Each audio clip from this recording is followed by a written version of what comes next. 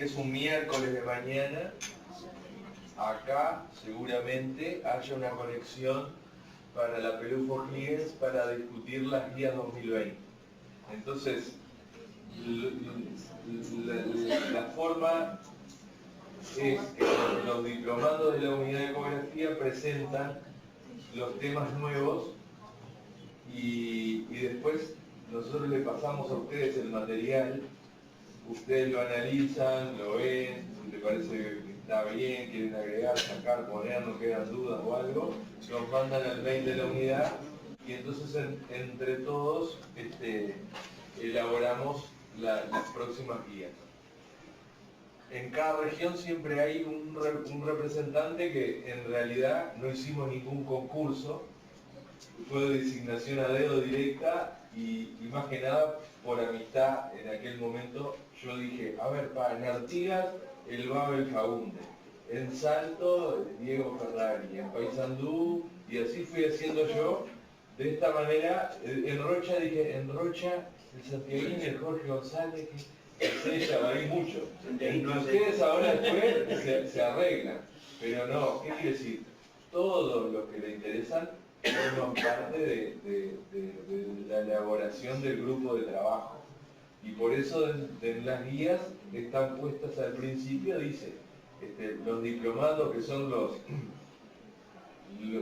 la verdad, los que hicieron el esfuerzo en ir a buscar la bibliografía, armar la presentación, después Florencia, Cristina, y yo me aburro muy pronto, la verdad, me aburro. Yo me aburro de corregir y de leer, soy de terror. Entonces, primero lo hacen ellas, ¿viste?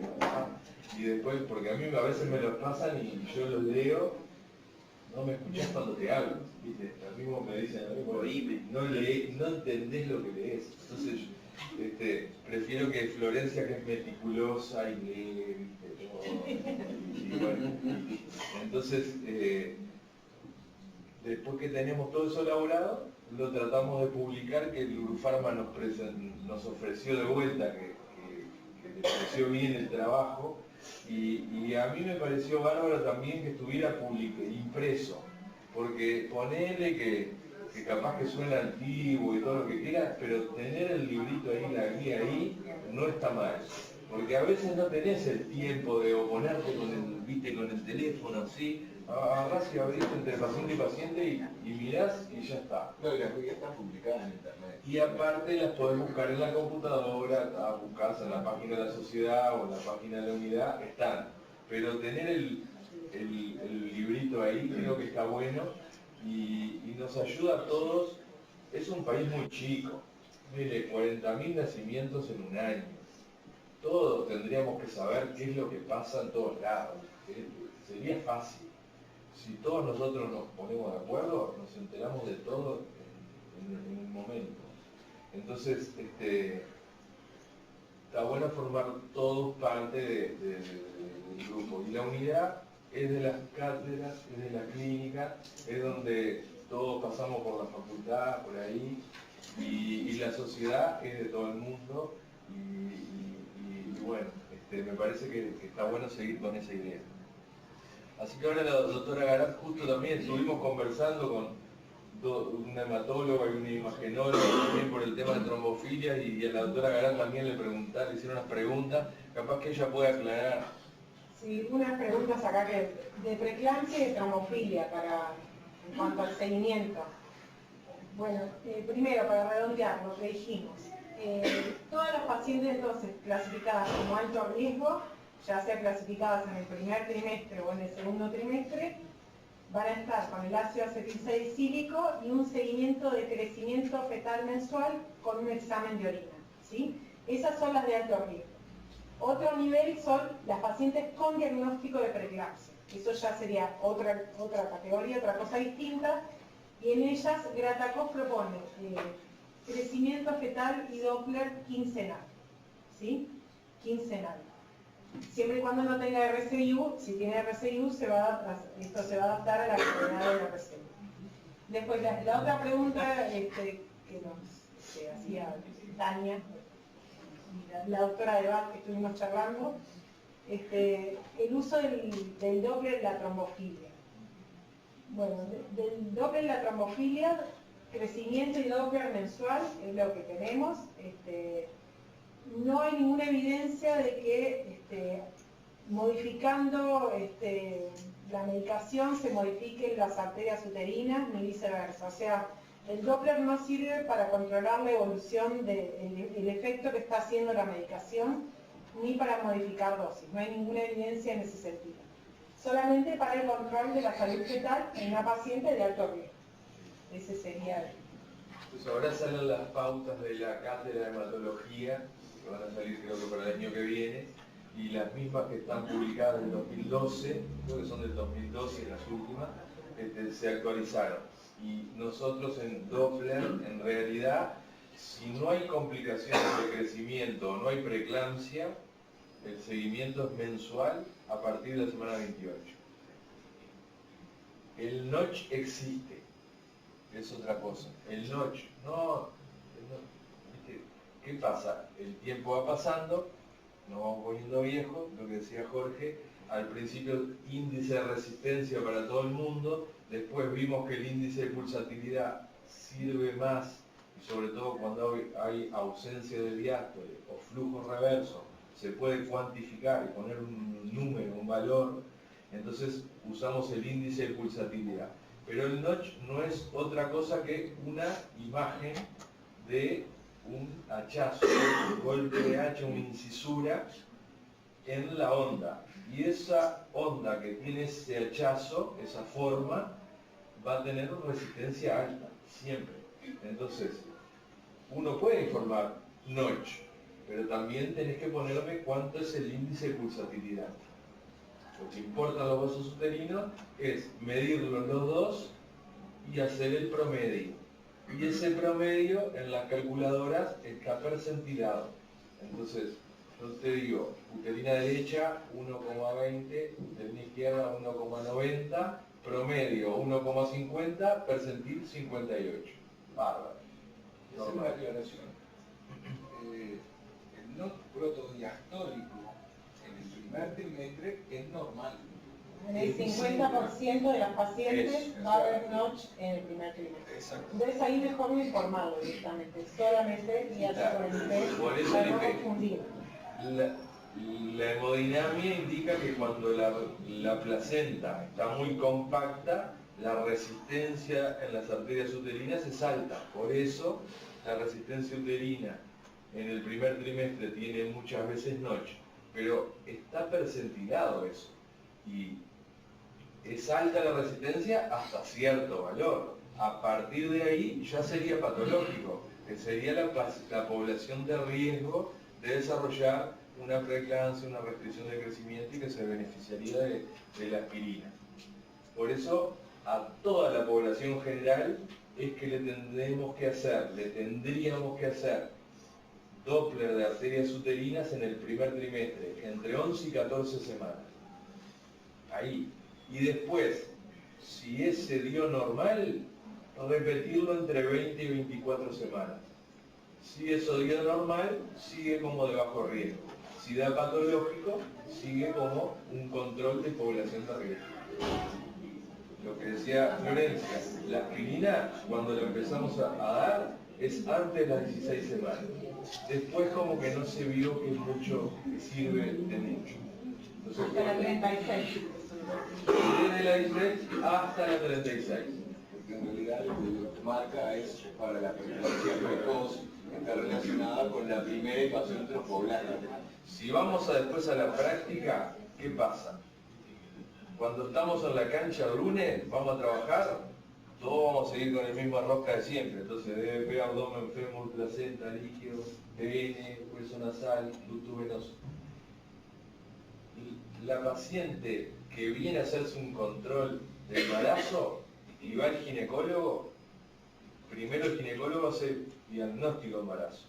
Entonces, por lo general, le hace el examen y en nuestro país el examen va seguido de o un EVA-test o una ecografía, según la edad gestacional. El ginecólogo agarra y dice, mirá, hacete la ecografía a partir de acá, de las 7 semanas. Antes no, porque si si está clínicamente normal, no tiene nada, a veces genera confusión.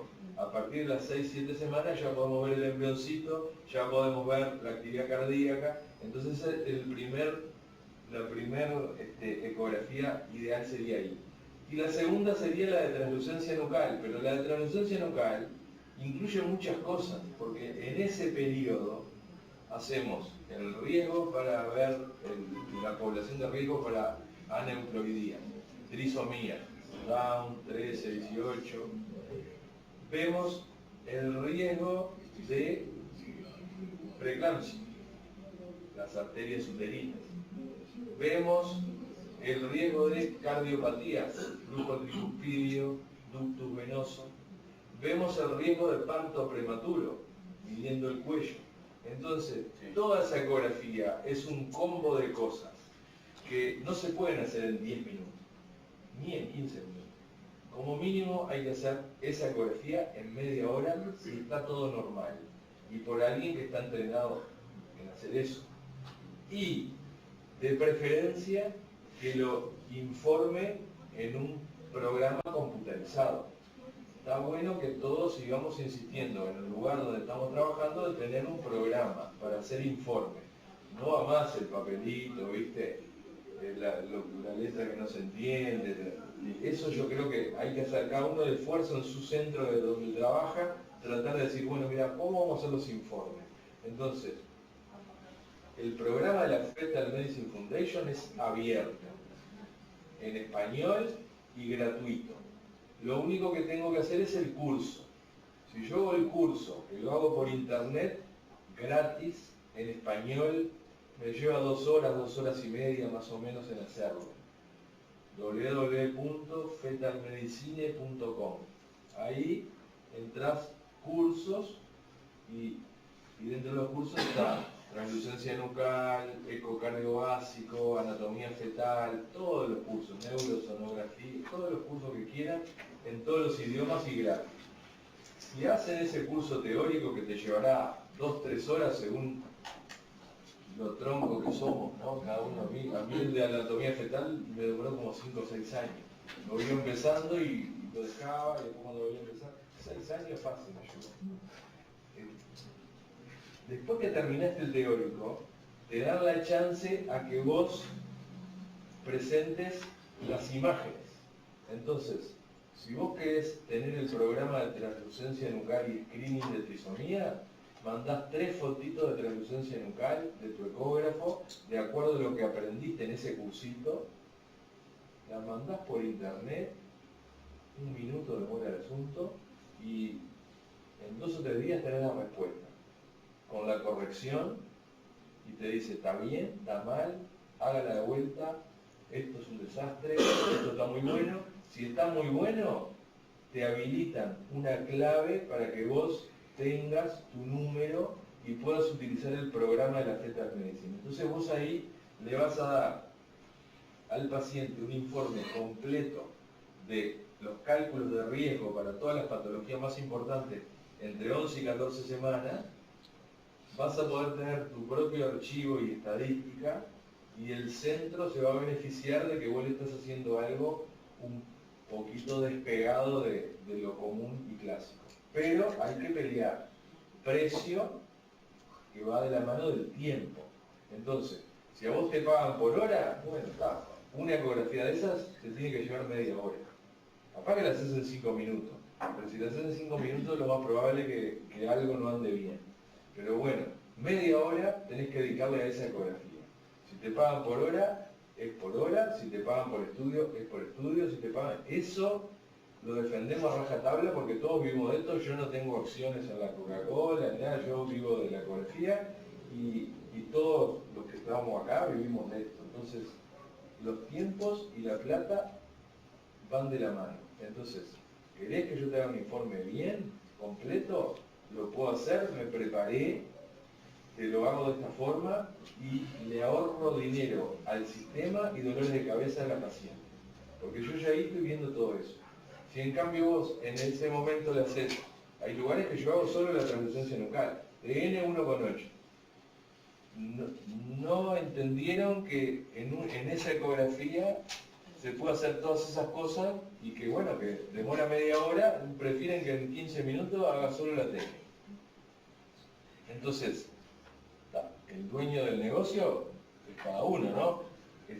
No podés pelearte, tenés que explicarle y a la larga en algún momento lo van a entender que es más barato.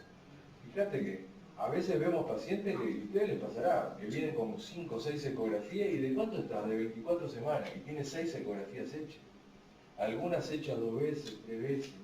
Entonces todo eso se ahorraría si todos en cada momento hacemos lo que tenemos que hacer. Diagnóstico de embarazo 6-7 semanas, 8 la primera, 11-14 la segunda, pero ahí le haces todo lo que dijimos recién. 20-24 la tercera, que es la estructural, acompañada con el Doppler de las uterinas y con el cuello. Pero vos poneme ecografía estructural y ITV para valorar el cuello. ¿Por qué? Porque yo soy ginecólogo, pero no es mi paciente, no me conoce, soy el ecografista. Viene porque se atiende con Jorge y no quiere que otro le haga el examen, no sé, yo qué sé. Entonces yo tengo que ponerme a explicar, mire que tenemos que ver por transvaginal el cuello uterino. Y no, pero ¿cómo? El doctor no me dijo. Entonces, el ginecólogo le pide, vamos a hacer una ecografía estructural y vamos a valorar el cuello uterino por transvaginal. Es el momento mejor para detectar riesgo de parto prematuro, entre 20 y 24 semanas. Le van a hacer como un taxo con un aparatito y miren el útero.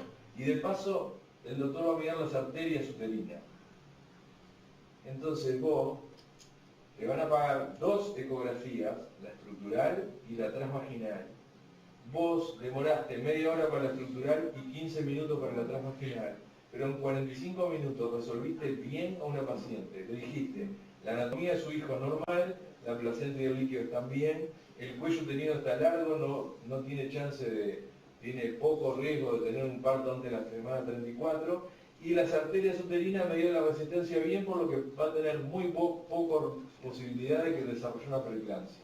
Todo eso en una sola vez, por 2 vías, y son 2 órdenes. Bueno, alguien tiene que pagar los 45 minutos, yo qué sé, pero diferente si te la anotan en 15 minutos y te piden que te hagas todo eso. Pero nadie lo escribe. Quieren que hagas todo eso, nadie lo escribió porque dice, es estructural. Está. Entonces nosotros tenemos que agarrar y decir, no, la estructural de ahora no es la misma que hacíamos en el Samboa hace 20 años.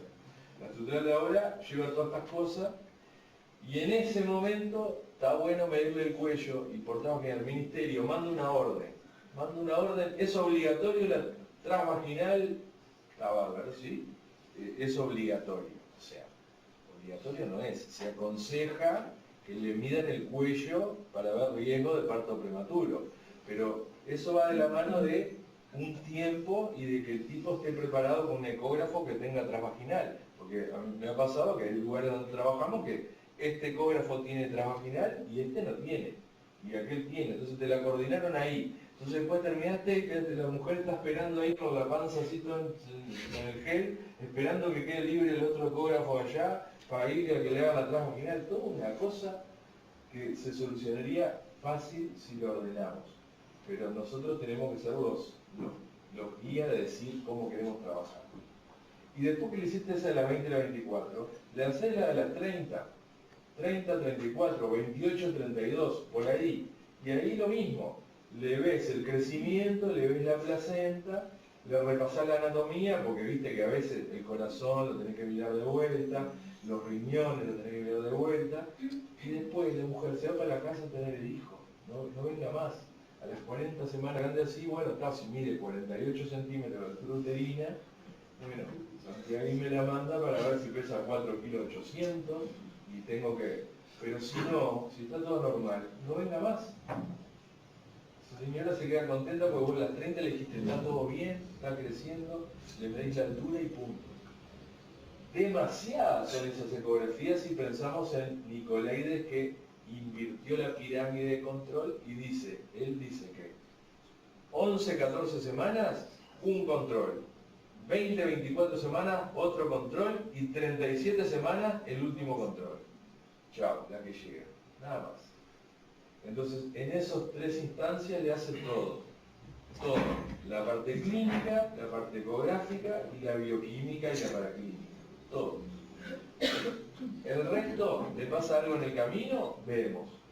O se controlan como bajo riesgo y allá en el Reino Unido no hay tantos ginecólogos como acá. Hay pocos. Entonces, él vio que, claro, que todos los ginecólogos controlaban embarazos normales y no le prestaban importancia a las pacientes patológicas.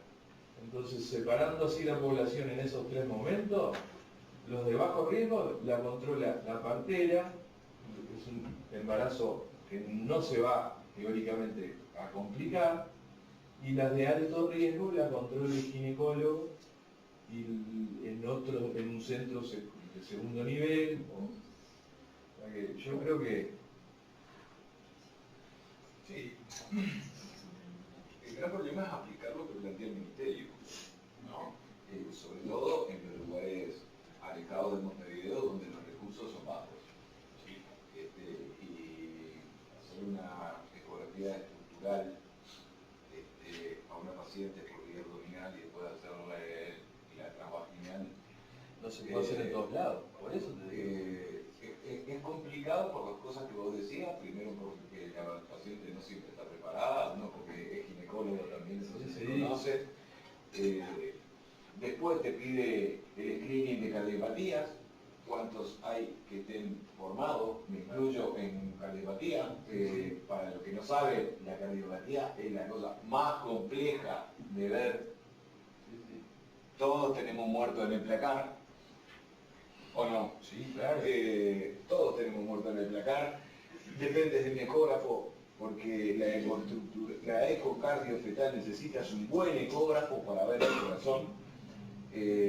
No es fácil hacer un preset cardíaco, te tenés que manejar bien con la física del equipo y tenés que tener casi que una empatía con el equipo de amor bidireccional. Entonces a veces pedimos cosas que no podemos cumplir. Yo creo que hay cosas que sí se pueden hacer. Y comparto contigo de que forma parte de entender las instituciones que el impacto que generan los resultados es muy bueno. Entonces tenemos que ver si lo queremos pagar en el CTI neonatal o lo queremos pagar en ecografía. Esa es mi impresión personal, ¿no? O sea, capaz que yo estoy sacándole, y me extraña que trabajan en Cantegril, sacándole una plata a Cantegril en el CTI neonatal y se la estamos dando a la doctora Romero, al doctor Calen en ecografía. Pero es una forma de interpretar. Igual es mucho más barato. Por supuesto que sí, por supuesto que sí. Por supuesto que sí. Pero bueno, son cosas que a veces exceden la capacidad que tenemos nosotros de resolver. Y te vas a encontrar, como tú dices, tú nadie más que lo sabes, tú lo sabes, siendo grado 4 de facultad y con los papers, te pasa el español y te dice, yo quiero esto. Ah, sí. Pero mire, no me entendió. Por eso hay en un lugar de trabajo que no, hay dos lugares que no lo entendieron y está, y me quedé. Ya está. Seguimos así. ¿Muy bien? ¿Quieres seguir así? Seguimos así. Entonces vos decís, delinquiendo no estamos delinquiendo, porque estamos diciendo lo que hacemos. Entonces, bueno, está, yo te estoy haciendo una ecografía de translucencia nucal. No te estoy calculando el riesgo de trisomía. Te hago la translucencia nucal, porque me dijo, el director me dijo, a mí, si la translucencia nucal es normal, 90% que no tenga nada. Eso es lo que yo en un cosito y me lo trago. Entonces yo no quiero que vos me digas que tiene uno en 5000 y otro nada. Yo quiero que me digas TN normal, escrito acá dice 89% Tasa de de detección TN. con translucencia nada más, Y yo 60. calladito la boca me retiré. ¿Qué voy a hacer? Es imposible, indialogable. Por eso yo creo que con el tiempo hasta la misma población se va dando cuenta que a nosotros nos sirve saber, porque todo, viste que hoy por hoy se trata de todo estadística y buscar por el lado de la estadística los resultados que puedes tener. Entonces, está bueno saber que tiene una chance en 5000 y no una en 400 está bueno saber para poder decidir qué es lo que puedo hacer.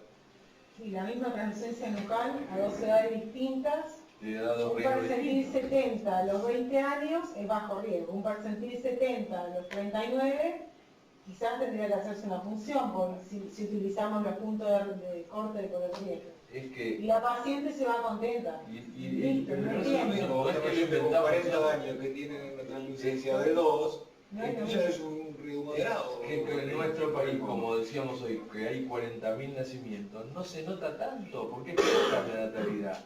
Pero vos te estás ahorrando, haciéndola de esta manera, que nazcan problemas, que nazcan niños con trisomías. Te estás ahorrando, al menos, estás haciendo diagnóstico y después que la gente decida si quiere seguir adelante o no, porque ese es el otro tema importante.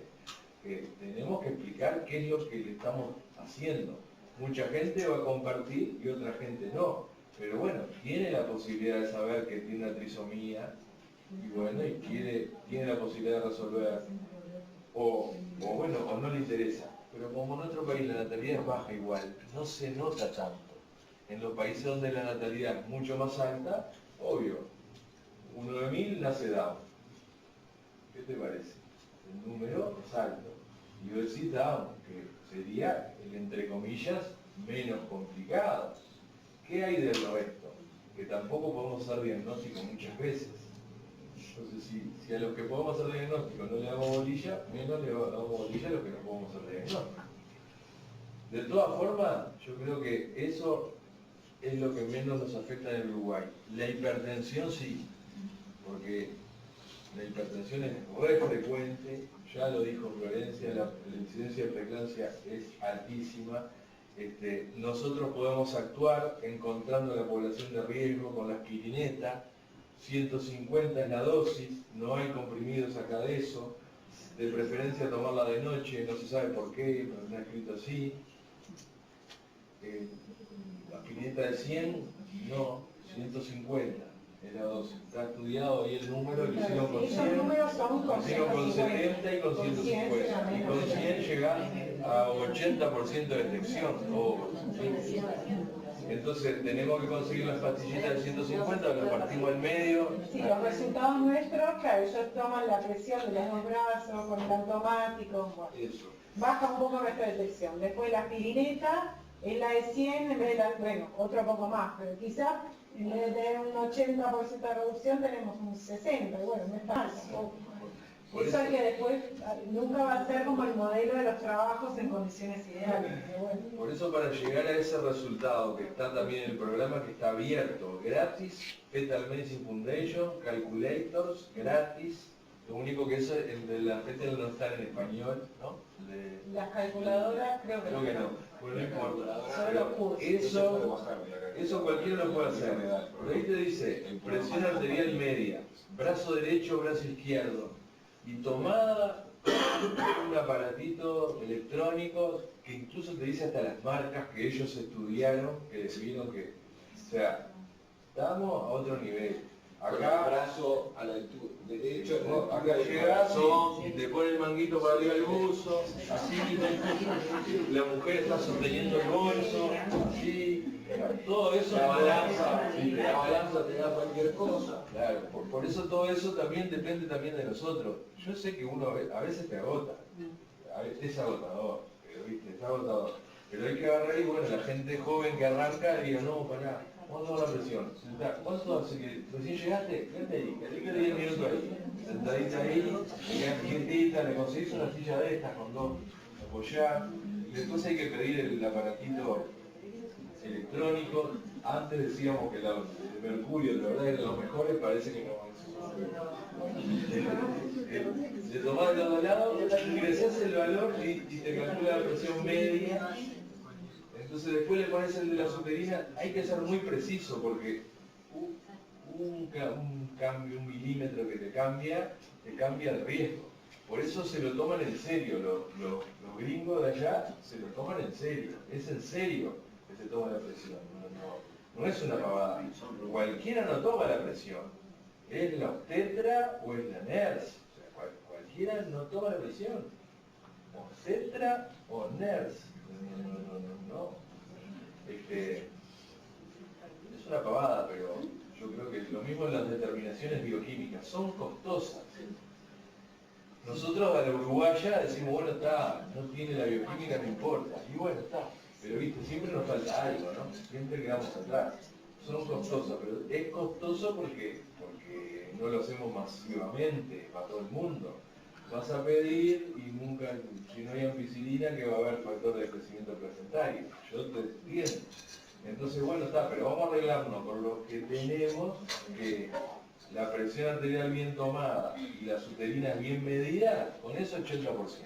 Chao. Entonces, por lo menos clasificás población. Pero que todos los centros sepan. Claro, pero que todos los centros sepan que eso hay que hacerlo. Entonces, le pedís al Jorge, ECO, TN, screening de trisomía y valoración de riesgo de preeclampsia.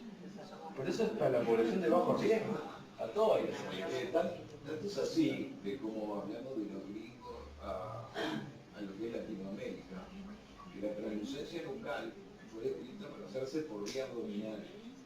Y Capizzi tuvieron serios problemas para explicarle a Nicolaide que por vía transvaginal se podía hacer igual y tenía los mismos resultados. ¿Pero por qué? Porque nosotros no tenemos el equipo que tienen los gringos.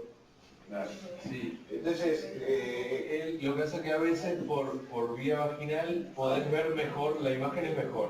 Igual, ahora yo creo que casi todas las instituciones mejoraron mucho, los equipos. Menos salud pública, las instituciones privadas, casi todas, menos salud pública. Salud pública sigue con los cesadotes de siempre, salvo en el Pereira, que sí, que ahí se compraron unos cuantos buenos, pero yo, todo el mundo que conozco que trabaja en salud pública, de la red, del RAP y todo eso, trabajan con ecógrafo. Disculpa que lo corte. Y para los que no saben, que acá somos varios departamentos, en el BPS, en el Canzani, lo trabajé muchísimos años, se está haciendo en forma gratuita para quien derive a una paciente en el primer trimestre el screening bioquímico. Digo, por si no saben, está Puti, Cura, lo están haciendo ahí, Sí, ¿está? sí. E inclusive le pueden hacer biopsia de vellosidades corrientes, también en forma gratuita, ¿verdad? Si pensamos que el BPS va a ser el que va a pagar las pensiones de los niños que nazcan con algún problema. O sea, mejor que gasten eso que está ahorrando. Si te pones a pensar, es un lugar donde en el mundo hacen eso, justamente. Entonces, eso tendría que difundirse y hacerse de la mejor manera posible. De hecho, se trasladaban muestras de todos lados. El tema es que falla muchas veces porque a nosotros nos pasa desde el hospital, desde clínicas, mandamos pacientes por ahí, a veces cada tanto hay problemas.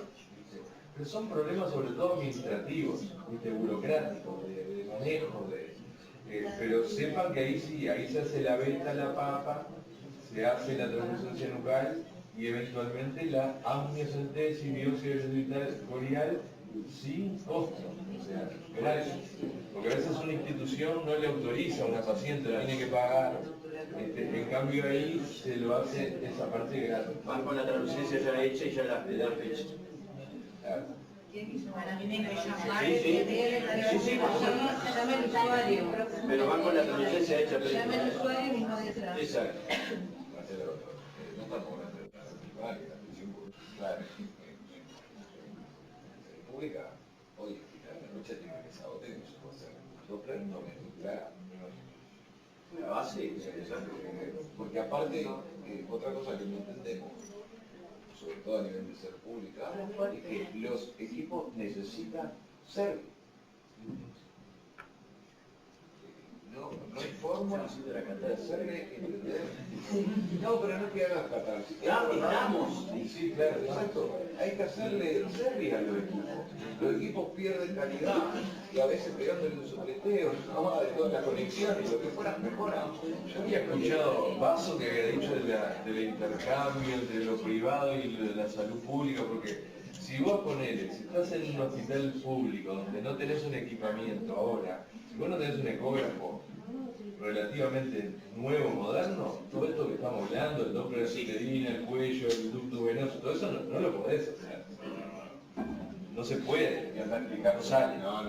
Entonces, si salud pública hiciera el intercambio con el privado, yo en todos los lugares, en todo el país hay uno que está preparado para hacer, porque todo esto va de la mano con la formación también.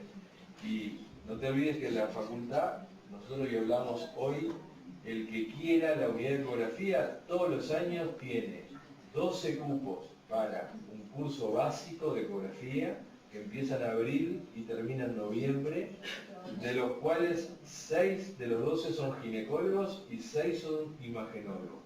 Y ahí tenemos un curso básico diagramado para que hagan teórico y práctico, y en 8 meses el que nunca agarró un traductor sabe haciendo una ecografía básica, y el que ya hace ecografías básicas puede actualizarse y ponerse al día con todos estos detalles.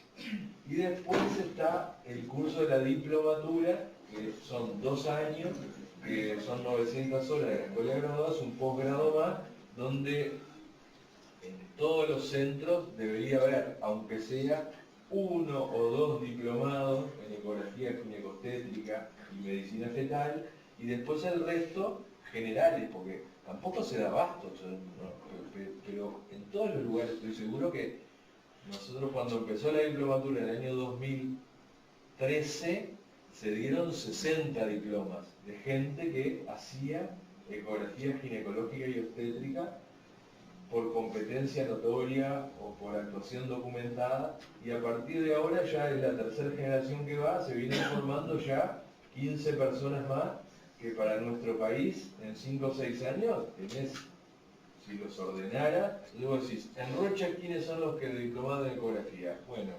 Jorge, aquel, son 4, bárbaros. Pueden hacer perfectamente todas las ecografías de Rocha en un solo lugar, y bueno, si el hospital es pobre, no tiene plata para comprar un equipo, bueno, que vea los recursos, cómo invertirlos para que la gente esa se beneficie porque lo tiene en Rocha, y no mandarla a Montevideo a hacer un Doppler.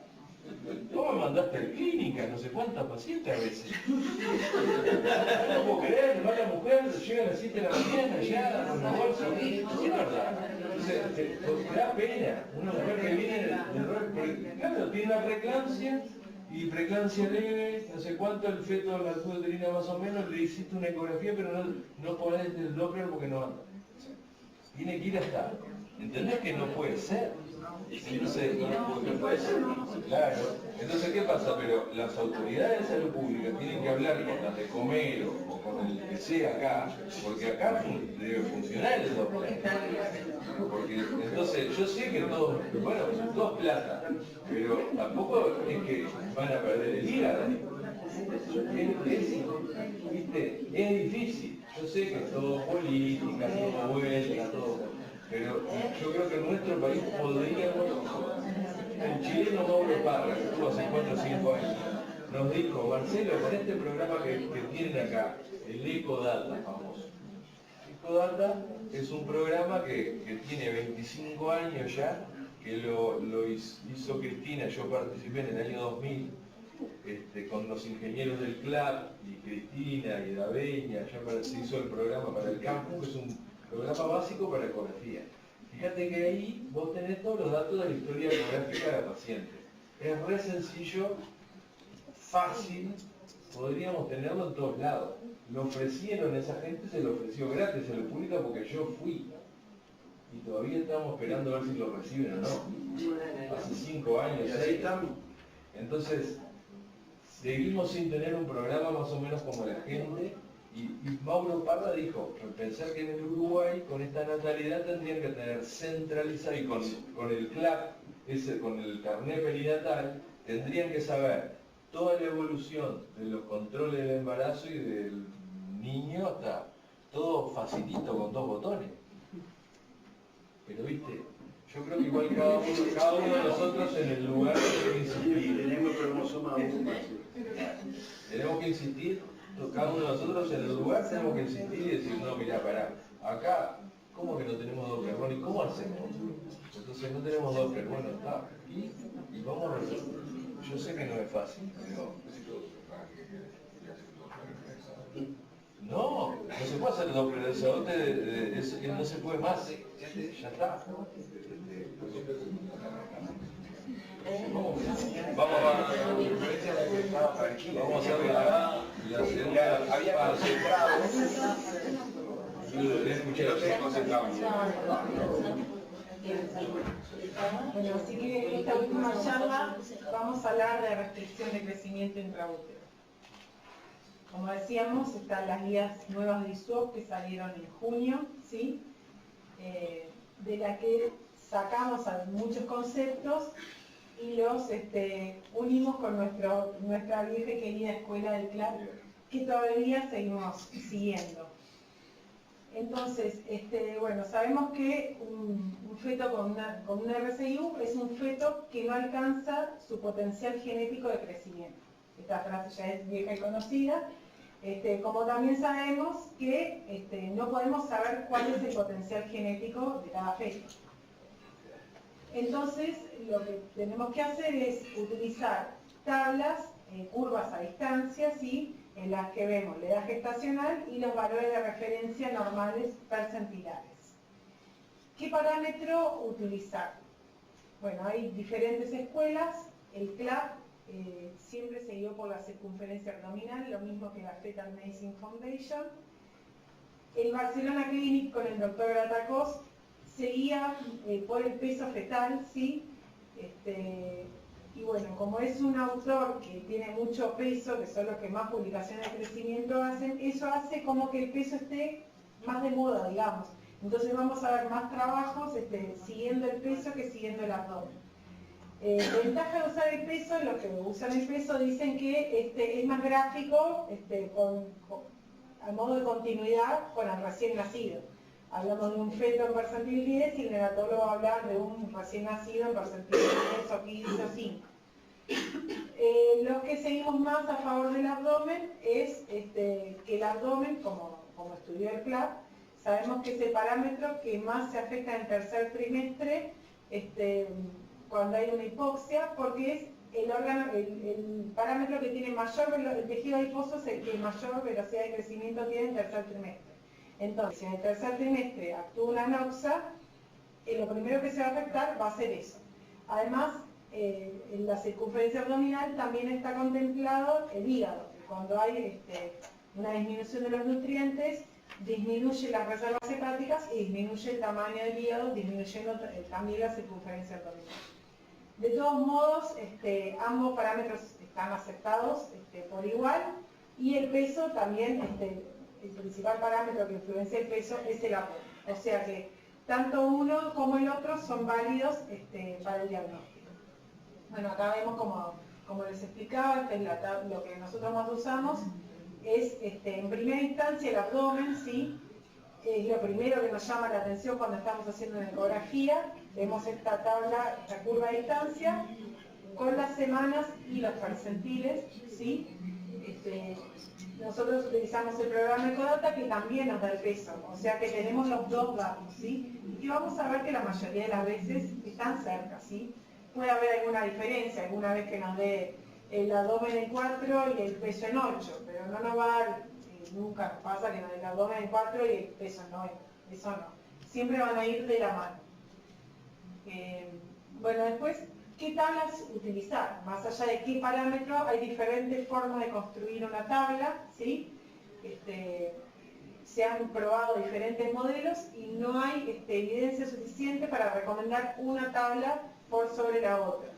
En un momento se propusieron las tablas costumizadas de Ardossi, que estas tablas eran personalizadas en relación a la madre, tenían en cuenta peso, talla, antecedente de la madre, entonces se esperaba una determinada biometría para ese feto, ¿sí? Después tenemos las tablas de Hatlop, que son las que están cargadas en todos los equipos de ecografía, que son las más utilizadas en el mundo. Esas nosotros las usamos también, dependiendo de cuando tenemos el Ecodata, usamos las del CLAP, como vemos acá, y cuando no lo tenemos, nos guiamos muchas veces por la de Hatlop, también con buenos resultados ambas. Acá tenemos las tablas, como decía, del CLAP, que se construyeron en 1982 y se volvieron a hacer en el 2017 obteniendo los mismos resultados. O sea que son tablas que a nosotros nos funcionaron y que se vio que se mantienen similares los valores. Y bueno, después tenemos el grupo Intergrowth, que es también uno de los que más publicaciones tiene en el momento, que es como el modo de las publicaciones. Lo mismo que la Organización Mundial de la Salud, que bueno, ellos partieron de una base de que no existen diferencias poblacionales en la biometría, que el mismo ser humano, ya sea que sea de raza negra, chino, asiático, si el embarazo se desarrolla en condiciones adecuadas de nutrición y medio ambiente, todos van a crecer igual. Ellos parten de esa premisa.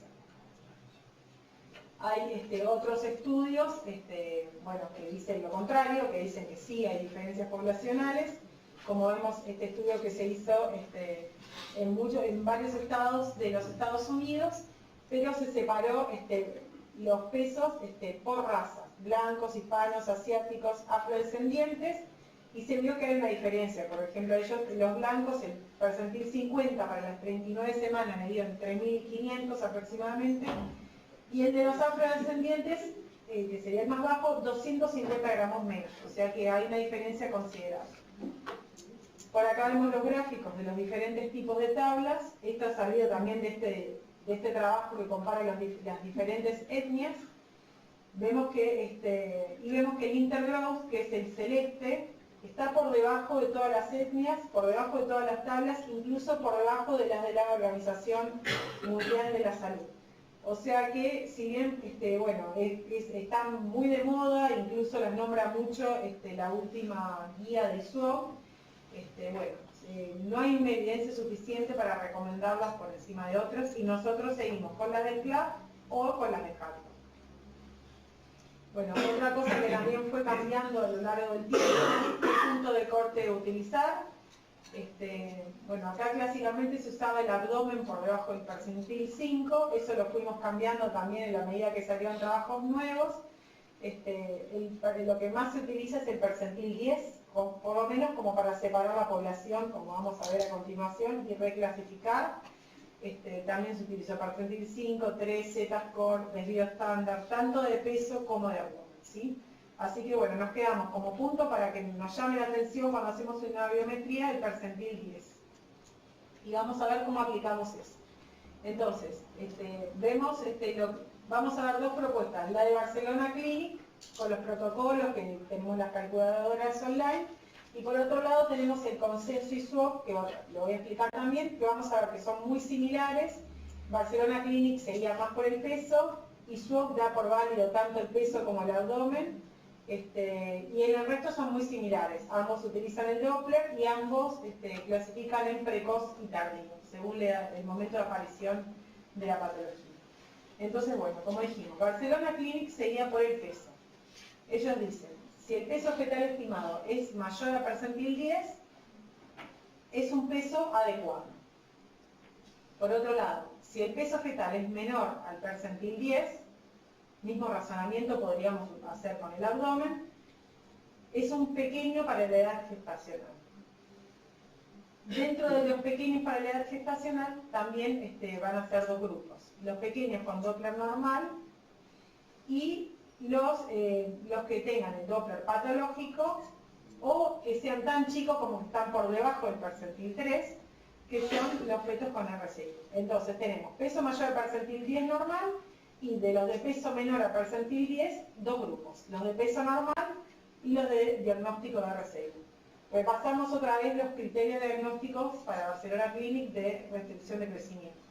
Entonces ellos dicen, como criterio único, un peso menor al percentil 3. O sea, esto independientemente del Doppler. Si el peso es tan bajo como debajo del percentil 3, ya para ellos es una restricción.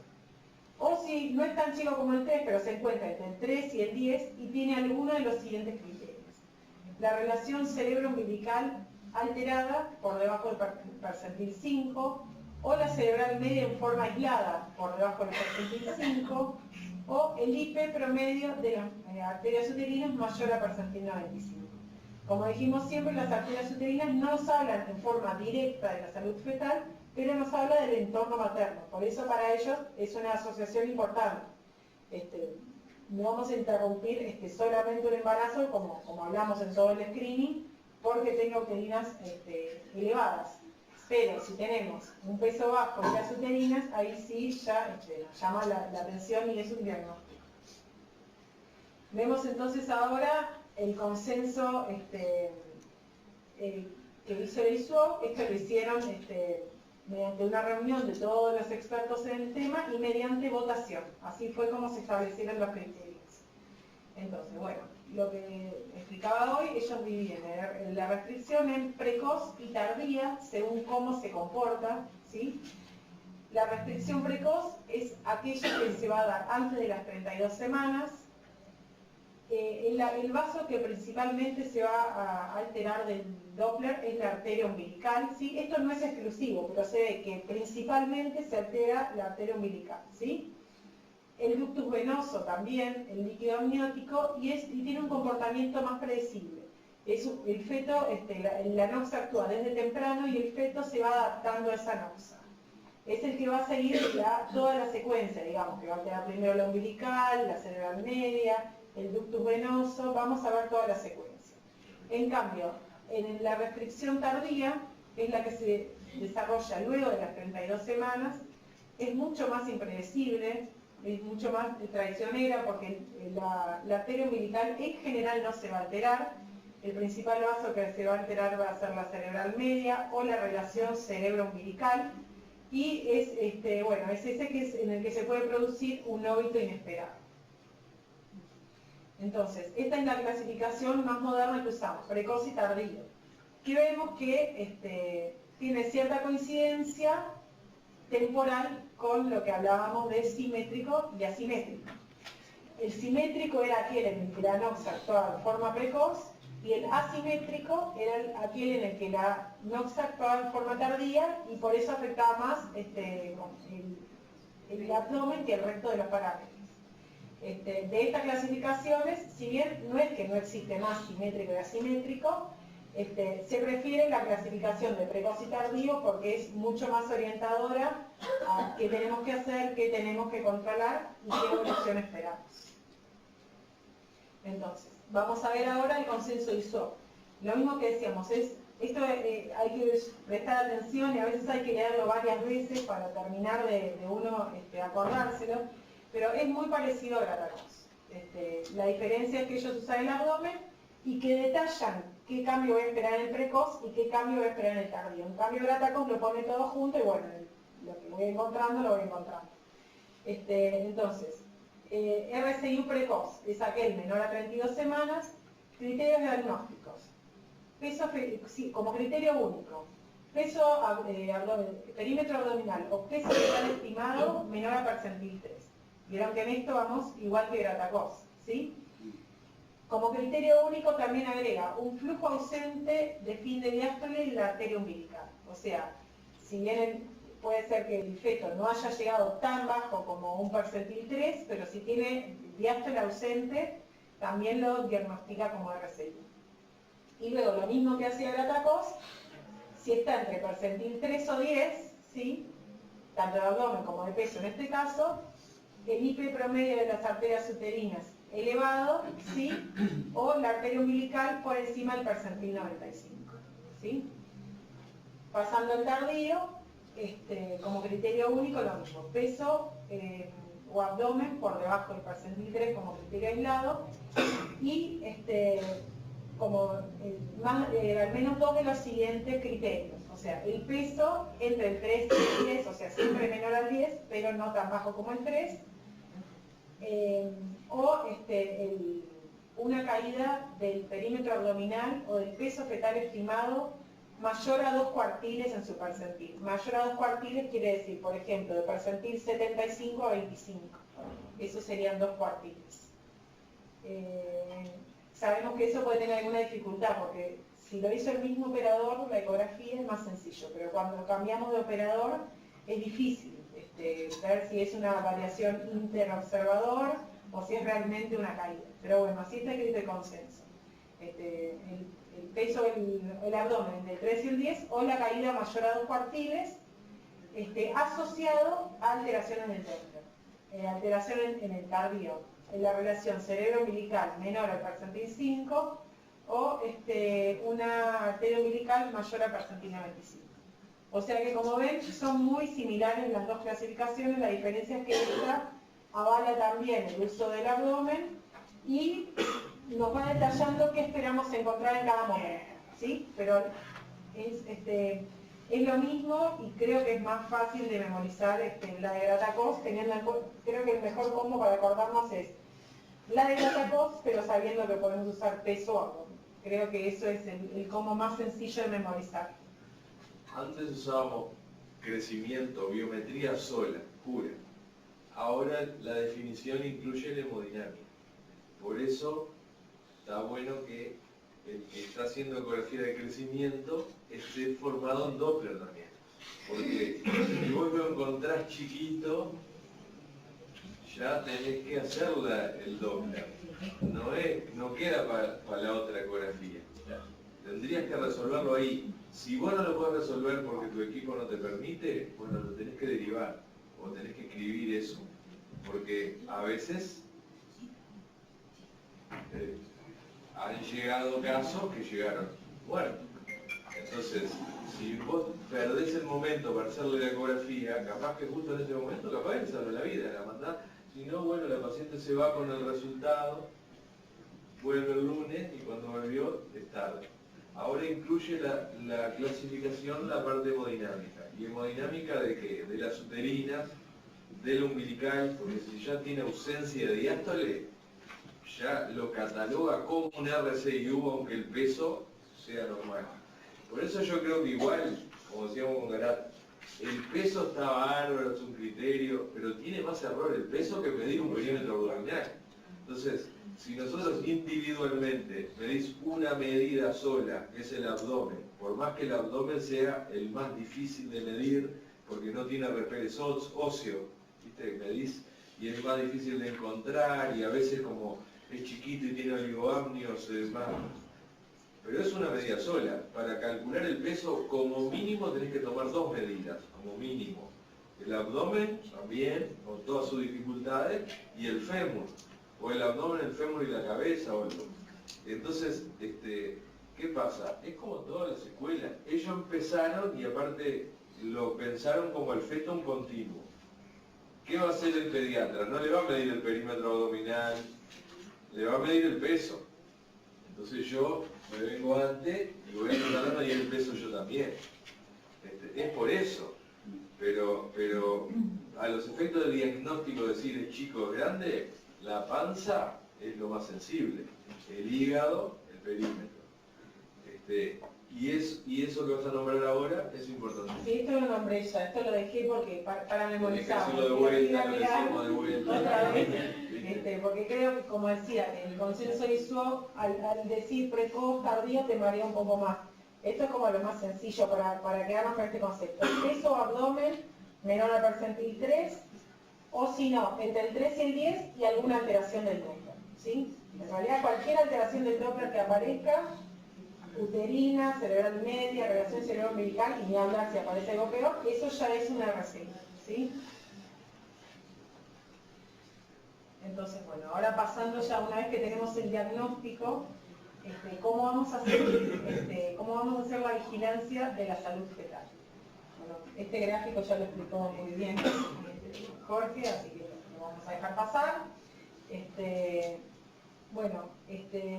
Acá tenemos, esto lo voy a volver a explicar porque creo que vale la pena verlo varias veces, la relación cerebro-umbilical, que es un concepto que relativamente nuevo, antes le damos mucho valor a los puntos de corte aislado, pero bueno, como vemos en este gráfico, ¿qué es lo que pasa? Ahí sale la flechita, sí, me gusta más que el puntero. Vemos, la arteria umbilical acá está normal, ¿sí? Y la cerebral media está normal también. Entonces, en la medida que se altera, que el feto padece una hipoxia, la arteria umbilical vamos a ver que va a ir subiendo la resistencia, sube, hasta llegar al percentil 95. Vemos acá cómo quedó sin diástole la arteria. Al mismo tiempo que pasa esto, vemos la cerebral media como arranca estando normal y empieza a bajar su resistencia, y vemos cómo queda como un vaso de baja resistencia cuando llega al percentil 5. Pero O sea, el percentil 95 y percentil 5 son el final del camino que hace cada uno de los vasos. Pero vemos que hay un punto antes en el que se cruzan, ¿sí? Ahí es donde tiene importancia la relación cerebro-umbilical. O sea, antes de que se altere cada vaso por separado en la línea de tiempo, vamos a tener ya una alteración en esta relación, ¿sí? Antes se utilizaba mucho el punto de corte 1 como aislado, pero bueno, ahora que se está cada vez utilizando más y estudiando este vaso, se vio que hay valores de referencia para cada edad gestacional. O sea que tendremos que usar la tabla de relación cerebro-umbilical, o si no directamente las calculadoras que hay en línea también nos van a dar los percentiles. Esto también lo mismo que explicó Jorge, un poco más corto lo voy a decir. Vemos la secuencia de la hipoxia, sobre todo en el RCIU precoz, que es en el que se va a hacer el despliegue completo. Ya vimos que en el tardío podemos tener solamente esto alterado o solamente la cerebral media, ¿sí? O sea, podemos tener en el tardío una relación alterada, sobre todo extensa de la cerebral media, ¿sí? En cambio, precoz, como decíamos, vamos a ver la alteración de toda la secuencia completa, que es la que estudiábamos antes, la clásica, digamos. Empezamos con la arteria umbilical, ¿sí? Vemos cómo va perdiendo la diástole hasta llegar al flujo reverso. Al mismo tiempo, puede afectarse la cerebral media, en los fetos más chicos tienen también. Esto de los reflejos de adaptación todavía está menos desarrollado, o sea que puede o no vasodilatarse la cerebral media.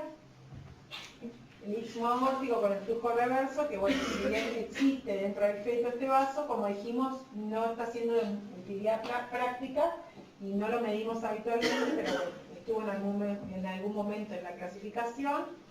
El istmo aórtico se alteraría una semana antes que el ductus venoso. Lo último que se altera es el ductus venoso, vemos ahí como todavía tiene diástole, y pasa a la diástole ausente y flujo reverso. Y la vena umbilical también, que esto puede ser un dato importante. A veces, bueno, si nos cuesta mucho encontrar el ductus, ya sea por el equipo, porque no estamos entrenados, por lo que sea, pero si vemos que la vena umbilical tiene un flujo pulsátil, que eso sí es mucho más fácil de encontrar la vena umbilical, también es ominoso. Y acá vemos también, como decía Jorge también, esta línea de tiempo sacada de Gratacós, que nos explica cómo el Doppler nos permite predecir en el cuánto tiempo podría faltar hasta el óbito fetal, cuánto tiempo tenemos que podemos esperar para esperar que el feto madure, ¿sí? Entonces vemos que entre que está el flujo ausente en la arteria umbilical, acá arriba, y la cerebral media vasodilatada, bueno, ahí todavía faltarían 2 a 4 semanas para que se produzca el óvulo.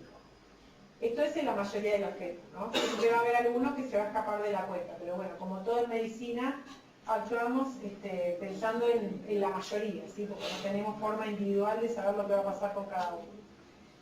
Después vemos que cuando hay un flujo reverso en el umbilical con un flujo ausente en el ductus, que es el estadio 2 de Gratacós, que vamos a ver después, 1 o 2 semanas es el tiempo con el que podemos especular para que ese bebé siga madurando.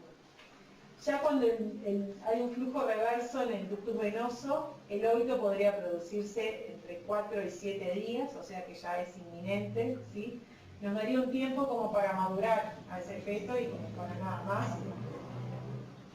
Y bueno, y lo otro que tenemos es el monitoreo fetal, que a diferencia del Doppler, la predicción que nos da es de horas. Entonces, por eso Gratacós recomienda el monitoreo 1 a 2 veces por día, porque la predicción que tiene es muy corta. Nos dice, este feto está bien ahora, pero no sé cómo va a estar mañana. Entonces hay que repetirlo y repetirlo. A diferencia del Doppler, que hasta un punto nos permite decir, bueno, tengo 3 días, tengo una semana, tengo, no, 3 ya no, pero en 2 semanas, una semana, hasta ahí llegamos. Bueno, acá esto lo vamos a ver al final, si quieren y si hay tiempo, voy a hacer algún ejemplo para ver cómo funciona la calculadora hecha de Gratacós. Vemos que tienen para muchos ítems, para cálculo de edad gestacional, preeclampsia, para hernia diafragmática también, para ver cada parámetro aislado del Doppler, seguimiento de monocoriales, preeclampsia primer trimestre, anemia y crecimiento fetal. O sea que para estas las que vamos a usar son la de crecimiento y bueno, en algunos casos podría ser la de Doppler, si nosotros ya hicimos nuestra cuenta de crecimiento por separado y queremos solamente saber cómo está el Doppler. Después vamos a ver también un ejemplo con esta tabla. Y también tenemos las calculadoras del Barcelona, de la Fetal Medicine, que también tiene calculadoras para muchos ítems. Entre ellos hay dos, uno que dice Doppler fetal, ¿sí? Que en nos despliega el menú de la arteria umbilical y la cerebral media, y hay otro que es de las uterinas, o sea que tenemos que abrir las dos calculadoras para ver cómo están las uterinas. Bueno, y acá vemos cómo propone Gratacos el seguimiento según la gravedad del Doppler. Entonces, este cuadro también es para ir a poco y prestando atención porque tiene mucho contenido. Ellos clasifican el RCIU del 1 al 4, según la gravedad. El tipo 1 es el que explicamos al principio en el momento que hablamos de diagnóstico. Peso fetal menor a percentil 3 o entre 3 y 10 con la relación cerebro-umbilical alterada o la cerebral media menor a percentil 5 o las uterinas mayor, el IP promedio mayor a percentil 95. Este es el estadio 1. En estas pacientes el control con Doppler va a ser semanal, ¿sí? La biometría cada 2, nosotros decimos cada 2 semanas, ellos proponen cada 3, pero bueno. Doppler semanal, biometría quincenal y vamos a esperar para la finalización hasta las 30 semanas si las condiciones se mantienen. Como dicen en el avión, llegamos a tal hora si las condiciones se mantienen. Creo que ahí, no sé si comparten, el gran problema de hacer una biometría semanal es que si tomamos el peso, en especial de crecimiento, el más menor no lo comemos. Y por eso le digo, creo que aparte el perímetro abdominal, por dos aspectos fundamentales, es que tú lo puedes cuantificar mejor. Y tiene otro efecto, el hígado es el que más se afecta en la hipoxia. Si recordamos la circulación fetal, lo primero que se va a cerrar es el aporte de nutrientes a las venas hepáticas, porque va a prevalecer el shunt del lúpulo. O sea que no solamente va a haber un hipercatabolismo del feto por la hipoxia, sino va a asociar una disminución de su volumen por pérdida de flujo. Entonces me parece que el perímetro abdominal tiene, o por lo menos para nosotros, a pesar de que estemos en la escuela del perímetro abdominal y que seamos viejos y nos cueste cambiar de cuadro, tiene más impronta. Y tenemos la curva, la tabla de velocidad de crecimiento del perímetro abdominal en 15 días. Esa pues se la voy a mostrar. Que eso también. El tema es lo que yo te digo, no está mal, está bien el perímetro abdominal. Lo que pasa es que ellos pensaron en cómo sigue el individuo. Entonces cuando nazca lo van a pesar. Entonces ahí se tiran flores.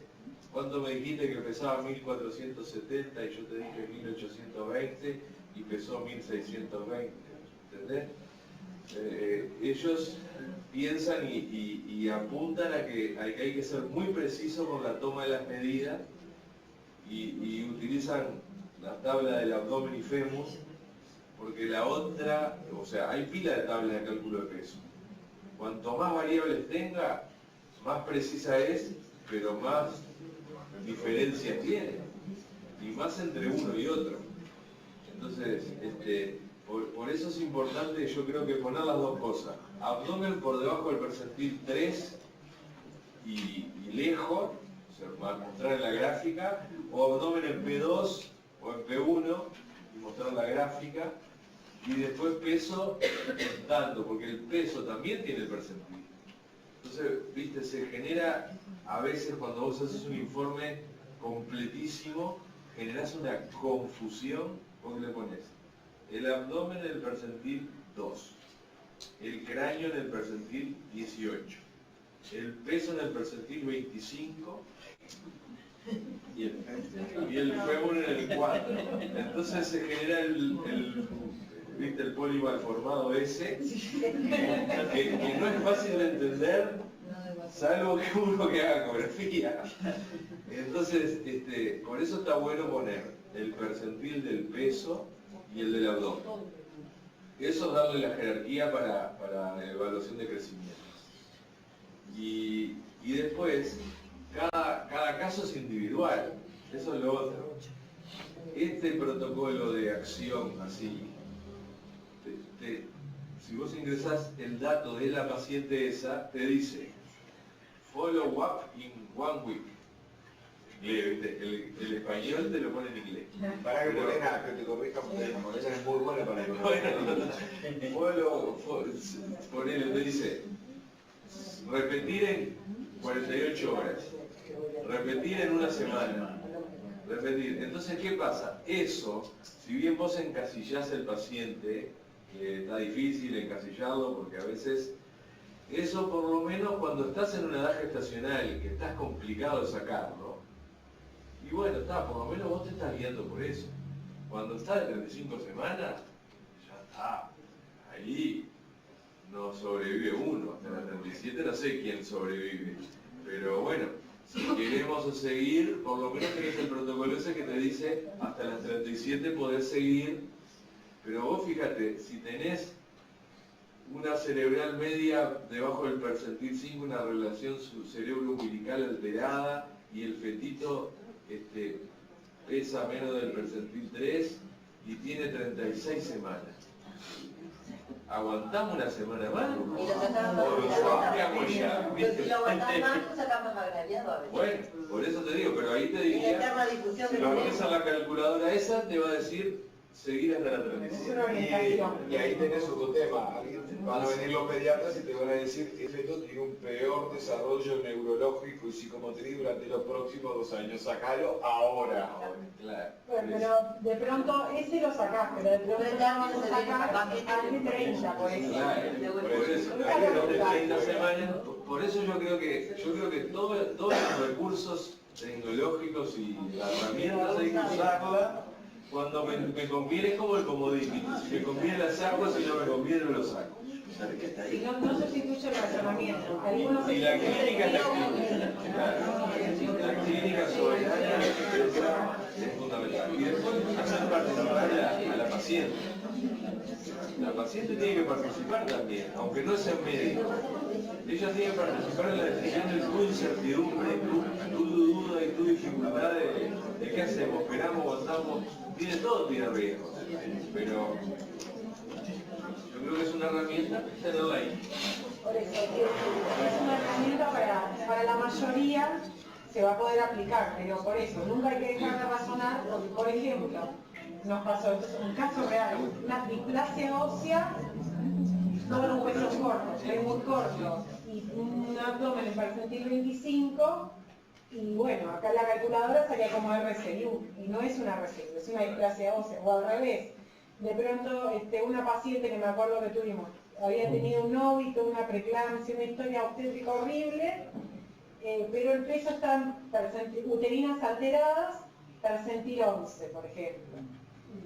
11 en vez de 9. Bueno, y a esa, y si el abdomen da 9, bueno, y ahí busco el parámetro que más me convenga para decir, porque los antecedentes, la calculadora no sabe que tuvo un óbito, que tuvo 2 óbitos, que tuvo un desprendimiento, entonces es orientador. Dice peso menor del P3 sin anomalías, dice, ¿viste? Como que siempre cuando te encontrás el chiquito hay que ver que no tenga algún problema. Bueno, eso es lo otro. Yo en esta clase hablamos más de hipoxia, pero hay otra categoría que son los fetos pequeños con alguna patología. Y en eso lo vamos a sospechar más cuando la restricción es muy precoz. Entre las 24 y las 28 semanas, sobre todo fetos, hay que hacer otros estudios como cromosómicos, infeccioso, ecocardiograma, ¿sí? Eso no lo nombré porque, bueno, ahí estamos más orientados a la hipoxia, pero bueno, hay que tenerlo en cuenta también. Bueno, entonces ya hablamos del tipo 1, que los parámetros son los mismos que el del diagnóstico, ese esperamos a las 37 semanas.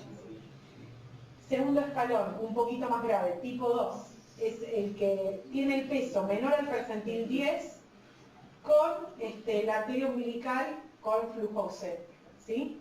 No reverso, solamente ausente. A esta la vamos a seguir cada 2 a 3 días y vamos a intentar llevarla hasta las 34 semanas. El tipo 3, un poquito más complicado también, el peso menor al percentil 10, pero ya con flujo reverso en la arteria umbilical, o el ductus venoso mayor a percentil 95 sin llegar al flujo reverso, o la vena umbilical pulsante. Esta la vamos a seguir cada 2 o 3 días y vamos a intentar que nazca a las 30 semanas. Y el tipo 4, que es el más grave, es el que tiene flujo reverso en la arteria umbilical, en el ductus venoso, perdón. O el monitoreo patológico. Yo la verdad, para acordármelo esto, me lo acordé así. El tipo 1 es el diagnóstico, el 2 la umbilical ausente, el 4 el ductus con flujo reverso y el 3 todo lo que está en el medio. Me pareció la forma más fácil de acordármelo. Con el tipo 4, control cada 12 o 48 horas y se intenta llevarlo hasta las 26 semanas. En el gemelar intenta un poquito más, intenta llevarlo hasta las 28. Bueno, este cuadro es para mirarlo, para mirar el protocolo muchas veces, hasta acordárselo, o si no tenerlo a mano o tener la calculadora a mano, porque tiene muchos ítems. ¿Qué otros parámetros vamos a valorar, además del Doppler? Bueno, tenemos, que voy a mostrar la tabla, velocidad de crecimiento, que hablaba Marcelo, la placenta, el líquido amniótico, eso, ahí está, movimientos fetales, tono, movimientos respiratorios y monitoreo. Los últimos ítems, el líquido, los movimientos y el monitoreo, son lo que conformaría el perfil biofísico. Ahí está. Nosotros no lo utilizamos como tal con el puntaje, porque el puntaje fue puesto en forma arbitraria, o sea, para el perfil biofísico vale lo mismo tener un monitoreo patológico que tener menos movimiento de lo que se esperaría tener en ese periodo de tiempo. Entonces, pensamos que el puntaje fue arbitrario y que en realidad la mejor forma de utilizarlo es ver todos los parámetros, pero en forma subjetiva. Entonces miramos todo, miramos el líquido, miramos que tenga movimientos respiratorios, movimientos de flexo-extensión, movimientos del tronco también, y el monitoreo. Pero lo valoramos así, como un conjunto. Una pregunta, ¿en la placenta? Sí, ahora viene la placenta, ahora viene. Primero, bueno, arranco porque está en ese orden con la curva de velocidad de crecimiento, ¿sí? Bueno, últimamente también, esto es del CLAP, lo hizo hace tiempo, pero bueno, últimamente también hay una tendencia, se está estudiando mucho el tema de la velocidad de crecimiento de diferentes formas. Algunos comparan la semana 24 con el tercer trimestre, con 2 ecografías. Esta es la metodología que utilizó el CLAP para ver velocidad de crecimiento. El punto mejor que tiene esta tabla es que no necesitamos conocer la edad gestacional. Entonces, que de pronto este es un problema que no se presenta tanto en el hemisferio norte, pero acá pasa que viene una paciente de 32 semanas, calculada por la ecografía de hoy, pero yo no sé si en realidad son 34 por la dispersión que tenemos ya a esa altura, o si es un macrosómico de 2 semanas menos. Entonces, bueno, la forma que tenemos es, utilizando esta tabla, vemos cómo partimos de un valor sin conocer la edad gestacional, por ejemplo acá, valor de abdomen 200. En 2 semanas exactas, la paciente vuelve y por lo menos tiene que aumentar el percentil 10, que son 18 milímetros. Lo mejor de esta tabla es eso, que la podemos usar sin conocer la edad gestacional. Lo que tiene más difícil es que sí o sí tiene que ser 2 semanas, no pueden ser 15, 17 días, o sea que tiene que ser uno mismo el que la cita, ¿no? Yo hago la ecografía y él es el ginecólogo, entonces él la manda y la manda cuando consigue. Eso no, la tengo que citar yo mismo para volver a verla en 2 semanas. Y tengo que ser el mismo operador también, para no agregar el error del observador, que son limitaciones importantes que hacen que en muchos lugares no se pueda aplicar esta tabla. Nosotros en clínicas, por ejemplo, la aplicamos, pero bueno, no siempre se puede. Ahí no tenemos paciente de elección. Claro, ahí le decimos, ven en 2 semanas, andá con la enfermera que te anote y ya está. Ya está. Y bueno, listo. No, pero eso lo podemos sugerir en el informe, llegado el caso. Quedan dudas de la edad gestacional o del crecimiento, se podría revalorar velocidad de crecimiento en 15 días. Agradezco coordinar para el 2 jueves con doctora Gran. Y se mandó la Bueno, paciente, ahí sale el así de misil, vuelta. sale el misil, el mostrador ahí. Bueno, Pero la doctora Gran está de liceo, decía, hacemos un lío. bueno, es una herramienta más donde se puede utilizar, se utiliza, y si no, bueno, está, seguimos con todo lo otro. Bueno, acá está lo de la placenta. De la placenta, tenemos diferentes datos. No tiene tanto valor como en algún momento se pensó. Por ejemplo, bueno, hubieron estudios en la década del 80 que correlacionaron la maduración de la placenta con la maduración pulmonar. 100% de la correlación, que bueno, no se logró confirmar en estudios posteriores. Si la doctora Cordano está acá, ella sabe cómo defender esto y decir que esto Ella es dice así. que se hicieron punciones en todos los fetos de que a medida que iba evolucionando el embarazo, sin patología, y que cuando llegaron a las 37 o 36 o más o menos al término, las que estaban maduras, 100% de los pulmones estaban maduros. Pero nosotros nos interesan las que maduran antes de tiempo, las que están maduras a las 29. Bueno, ahora viene eso. Ahí está. Segundo punto. Esa la sacaron del trabajo. Aceleración de la madurez placentaria. Eso es lo otro. ¿Cuándo vamos a hablar de una aceleración? Cuando está madura antes de la semana 33, o sea, en la semana 32. Y nos va a preocupar cuando es un embarazo de alto riesgo. O sea, esa paciente ya está en seguimiento igual, no nos va a cambiar nada en realidad. Pero si encontramos una placenta madura en la semana 33, 34, ni hablar más adelante, en una paciente sin riesgo, con un crecimiento normal, no habría por qué pedirle un Doppler ni realizar ninguna intervención. De hecho, es normal que hay un porcentaje de pacientes que van a tener placenta madura y eso es totalmente normal, ¿sí? Es un estadio más. Si bien la última visita de Gori nos dijo, no se informa más la madurez placentaria independiente de la edad. Algunos dicen que directamente no hay que informar. Claro, pero vos fíjate que dice 32 semanas, alto riesgo, o sea, esa no te aporta nada, porque ya está en seguimiento. Por eso, entonces coincidiríamos con Gori de pronto. ¿Para qué sirve informar la madurez placentaria? No aportaría mucho. Para completar el... Algún otro charla escuché alguno que decía que le ponía todas intermedias para evitar problemas. Entonces queda conforme que esté escrita, todo feliz. Pero bueno, eso es lo que sabemos hasta ahora. Pero es verdad que llama la atención antes de las 32 semanas, cuando está madura la placenta, hay una vinculación muchas veces al tabaco. Las mujeres fumadoras tienen... Sí,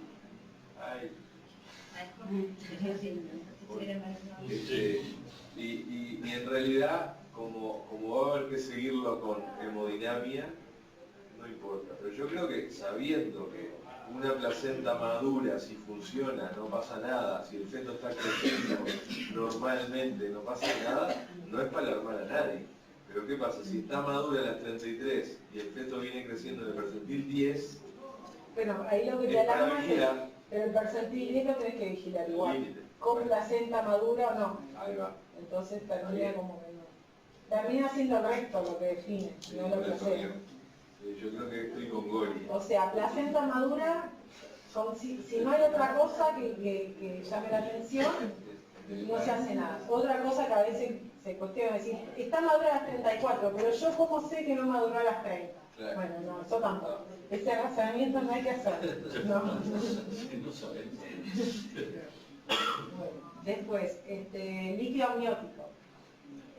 También, vieron que no está incluido como criterio diagnóstico ni por ISUOC ni por Barcelona Clinic, en ninguno como criterio diagnóstico, sí como un elemento más de seguimiento.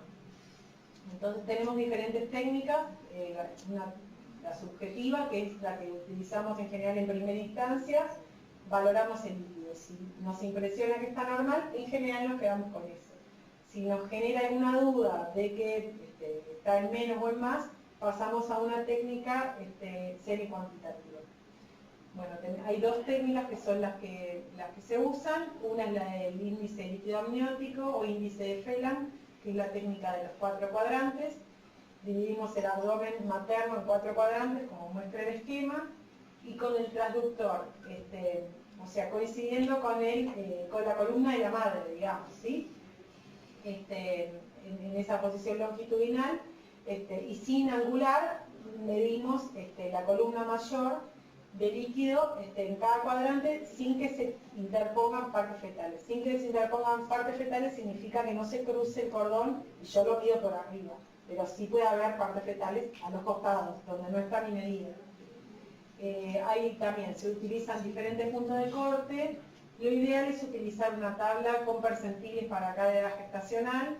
Gratacos propone como punto de corte único los 5 centímetros, 50 milímetros.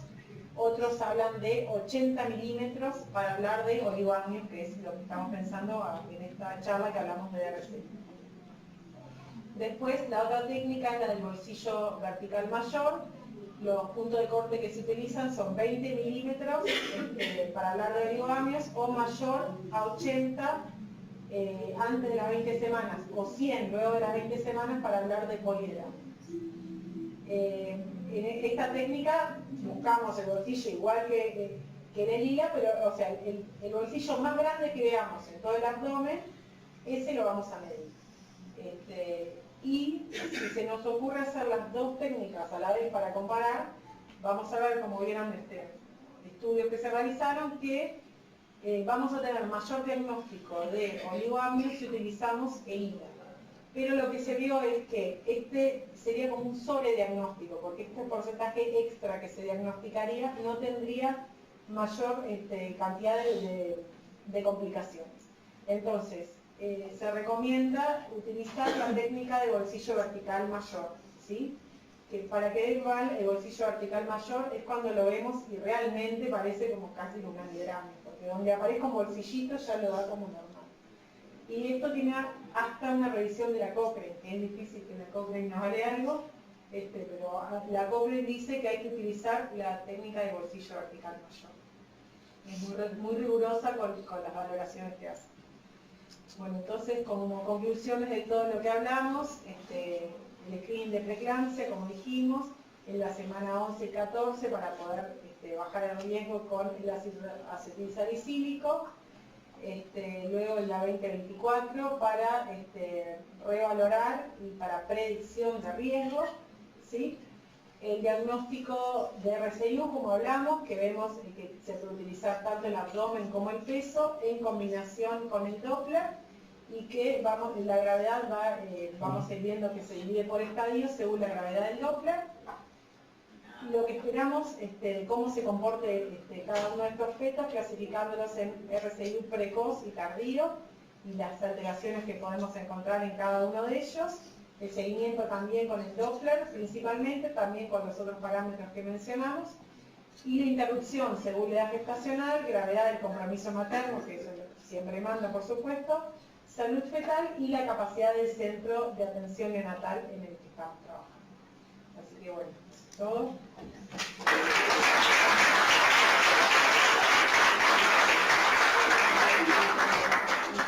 Si tienen alguna pregunta, no sé. No sé si hay una pregunta para hacer. ¿Vos tenés internet en esa computadora? Acá. Yo para abrirla, Creo que sí. para abrir la calculadora, por ejemplo, abrir por ejemplo la calculadora ahí. ¿Todas conocen la calculadora? ¿Sí? ¿No? Esta no es mía, pero no sé. Al lado de donde venden los serranitos. Acá hay wifi, ¿no? Hay wifi. Sí. Y agarrar Ojo que puede ser catalogado como Correa. mono con metralleta el que lo utiliza medio indiscriminadamente. Por eso como que conviene que el clínico sea el que esté de acuerdo con que vos le uses la calculadora. Entonces, ¿te parece? ¿Por qué tan Si vos tenés un feto que tiene 28 semanas y te dio alterada la ecografía y el Doppler, y que yo te mando el consejo del Clinic de Barcelona en esos casos que harían ellos. Entonces, pero no es algo que tiene que ser tomado en cuenta a rajatabla, porque muchas veces no se adecua a ponerle a los neonatólogos de acá, a dónde recibirlo. Entonces yo decía, entrar ahí y poner un par de ejemplos. Hay aplicaciones en el teléfono, ¿viste? En la Genante. Bajás Clinic de ahí, como esas, ahí va, ahí está. Calculadora medicina fetal. Pará, porque no sé, esta no es la mía, a ver si tiene acá. Porque ¿qué pasa? Lo que está bueno es que la secretaria del consultorio la tenga abierta. Entonces vos tenés el informe que te está haciendo y la calculadora abierta. Entonces te va informando los percentiles. Vos le vas diciendo, arteria uterina derecha, 1,10. Arteria uterina izquierda, 1,20. Y ella te dice el percentil 89. 5 lecciones.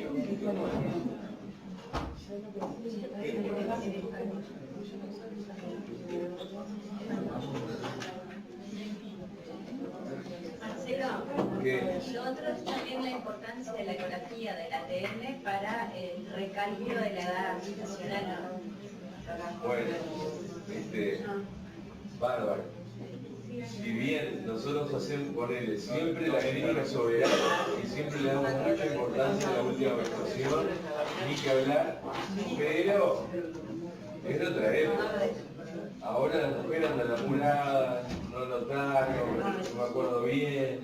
Entonces, hacemos la primera ecografía, decimos que son 6 semanas o 7.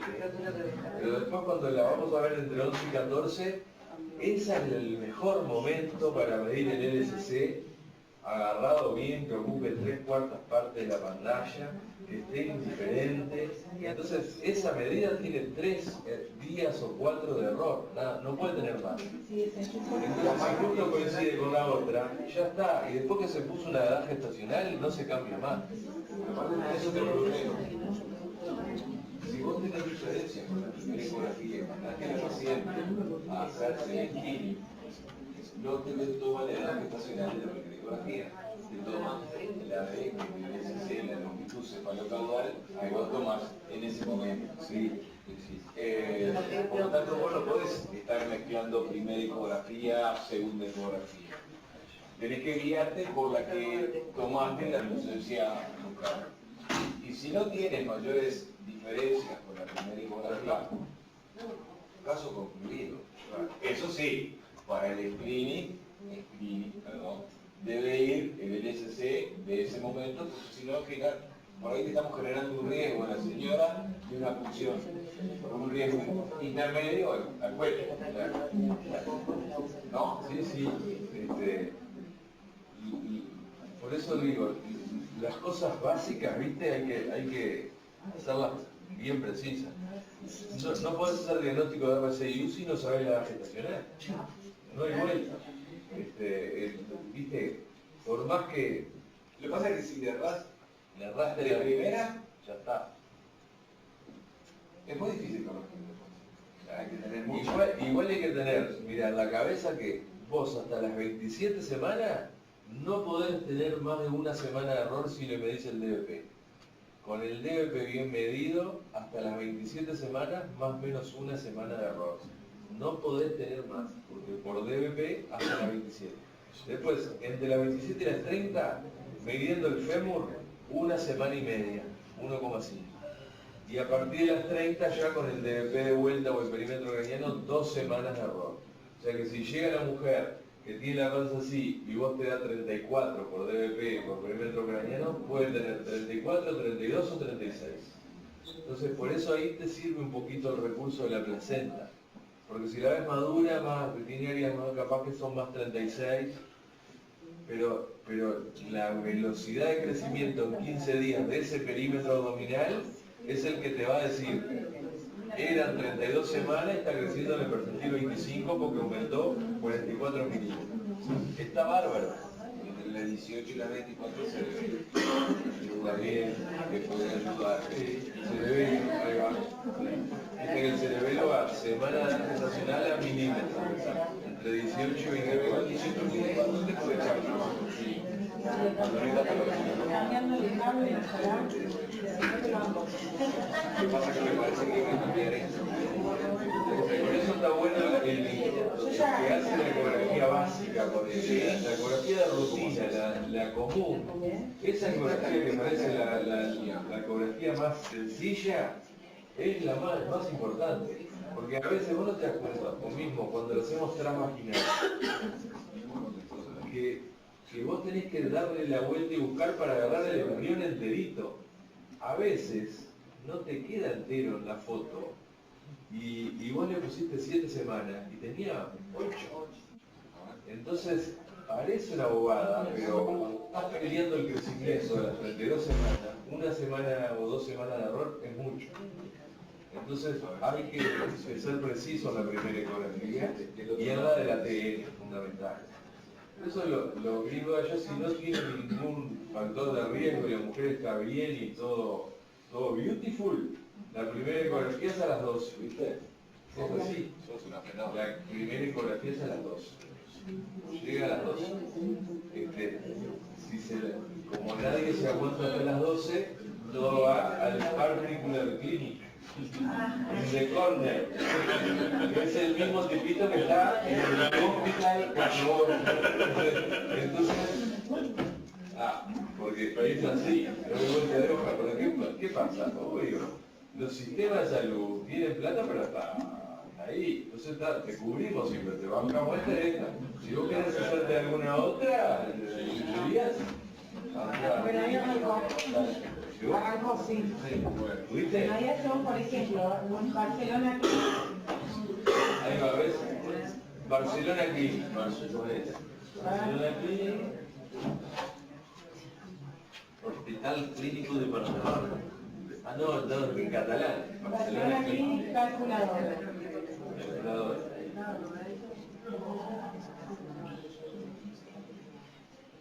Ahí ves, Calculator, Fetal Medicine Barcelona, medicina fetal. Entonces, si la secretaria lo tiene abierto ahí, ella te va cantando los percentiles del Doppler. Vos le ponele, vamos a hacer fetal growth, ahí va, fetal growth, crecimiento fetal. Primero edad gestacional, tiene 34 semanas, 0 días. 34, 0 días. Esto fue, si no sabés de cuántas semanas está, le ponés la última menstruación y te lo calcula por amenorrea. Si no, vos lo sabés por las ecografías anteriores, son 34 y 0 días, punto. Le ponemos, ¿Cuánto pesa? 34 semanas. Ponele, 1620. lo hacemos para que sea Aunque chiquito. sea un RCIU, ponele, 1620. Percentil, Si el peso va bien, cuando haces el decrecimiento, no te despliega el Doppler. Solo te lo despliega cuando da mal. Cristina Barón. Nina Barón te pone. Porque esta es otra cosa, no hay evidencia tampoco. Sacó otras tablas por sexo, además, que tampoco hay ninguna evidencia para... En algún momento le va a sacar, así como Mira. alcoholismo aórticos, va a sacar eso.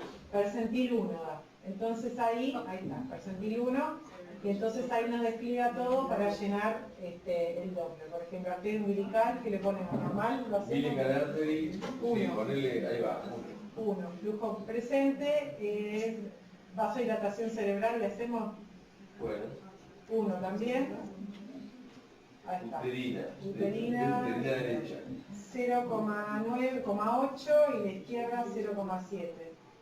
Entonces ahí cálculo y ahí dice relación cerebro umbilical 1, que es percentil 1 le dio en este caso. IP promedio de arterias uterinas 0,75, que es percentil 60. Entonces ahí me despliega también el valor del ductus para ver si lo quiero poner. Si no lo quiero hacer, por ejemplo, vamos a suponer que no lo voy a hacer, le pongo calcular igual. Entonces me dice, ductus fuera de rango, no sé qué, aceptar, y ahí me lo calcula sin el ductus. Estadio 1, recomendación, seguimiento en una semana. Si le pones el ductus, capaz que ponéselo patológico, cosa que tenés que sacarlo ahora, se lo libre. Ductus patológico. Ponele- 1,2, bien patológico. Calcular de vuelta, estadio Estadio 3, tres, libre. nace ahora. Sacalo, sáquenlo. Viste, es una ayuda, pero puede ser una bomba, porque si te digo esto a las 28 semanas que ya estás de guardia, te mando una de estas, el domingo de noche, es una bomba. En cambio, si te lo mando a las 35, pues sí, vamos arriba. Por eso yo creo que son trabajos, protocolos que ellos los van revisando y modificando y que te sirven, hay que sabiendo usar sirve. Después, bueno, lo otro también, otra cosa que tiene también medio rara, por ejemplo, si está de 37 semanas, supongamos, uterinas elevadas, percentil 11, está normal igual, porque no está debajo del 10, entonces te dice nacimiento a las 40 semanas, control en 2 semanas, te lo tira hasta allá adelante. En cambio, si es percentil 9, nace ahora. No hay un intermedio, es decir, no le puedo hacer un doble en una semana, ¿por qué 2 o nacer? Bueno, pero bueno, esas son las cosas que ahí es donde hay que pensarlo para cada paciente. Después, si usamos el menú de Doppler directamente, ven que en está cada vaso por separado, en vez de hacer todo el programa no nos pregunta el peso, no, nos pregunta arteria umbilical, edad gestacional, cálculo, percentil. Nos da, por ejemplo, ahí 33 semanas también, 0 días, IP1, cálculo, normal. Y ahí está. Entonces después cerebral media otra vez. Cada vaso por separado también puedo hacer. Es una forma de tener los percentiles ahí ordenaditos. Tiene también para calcular el peso, por ejemplo acá, peso fetal estimado. Y acá nos da para elegir si queremos utilizar la fórmula que tiene DBP, perímetro craneano, perímetro abdominal y fémur, que esta es la más utilizada de Hadlock, pero nosotros preferimos utilizar esta porque consideramos que incluir la cabeza aumenta el error también en tener más parámetros. Entonces ahí, abdomen de 300, un fémur de 62, cálculo de peso, 2 kilos. ¿Dónde quedó? Ah, se fue, eso es lo que hace, lo aparece ahí se va. 2 kilos 217. O sea que si yo quiero, tengo la tabla, por ejemplo, hice la ecografía, no sé cuánto pesa, puedo con los parámetros que medí, primero calcular el peso y después me voy a la otra calculadora y le pongo el peso que me dio y aplico todo. Después está también la de la fetal medicine. Que es la del hospital de clínica. Fetal medicine information. Es que cada uno hizo la suya, Ahí está. obviamente.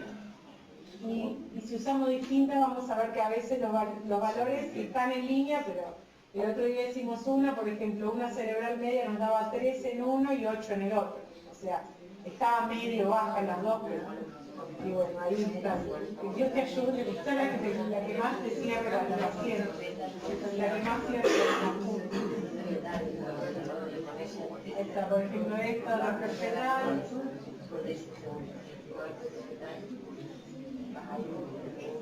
Esta es la de, por ejemplo, cálculo de riesgo de preeclampsia, como decíamos.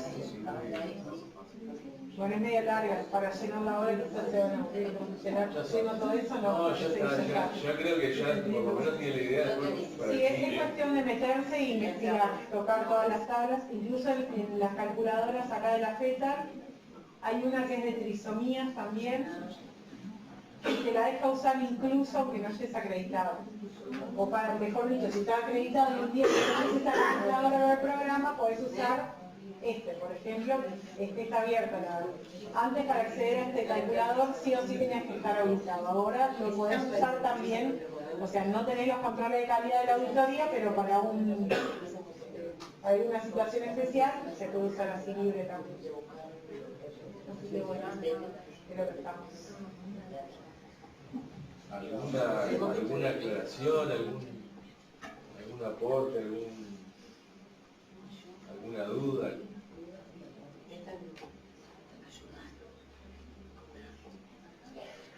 Yo la verdad les agradezco que hayan estado hasta acá, porque el sábado a la 1 de la tarde, lo otro que me pareció bárbaro y te felicito, sí, porque no había escrito ningún horario, entonces eso me encantó, salvo el 9:30 de arrancar. Sí. Porque viste que cuando pero eso no fue tenés un horario fue que se fue buscando porque la auditora Correa se complicó. No, pero eso está buenísimo porque Después no llegó tarde a otro lado. no nos limitamos de 9:30 a 10 tal cosa, de 10 a 10 y cuarto y podés haber seguido, de 10 y cuarto a 10 y media, eso es una cosa horrible. Se dio bárbaro. ¿No viste que Oli dice, llegó tarde González, estamos arrancando? Vamos a salir de allá. Dame las gracias por habernos acompañado.